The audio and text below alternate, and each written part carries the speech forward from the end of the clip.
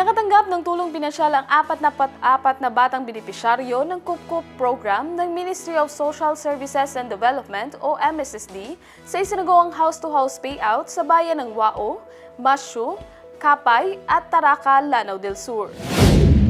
Tinanggap ng 44 na batang benepisyaryo ng KUPKUP program ng Ministry of Social Services and Development ang tulong pinansyal mula June 19 hanggang 24, 2026.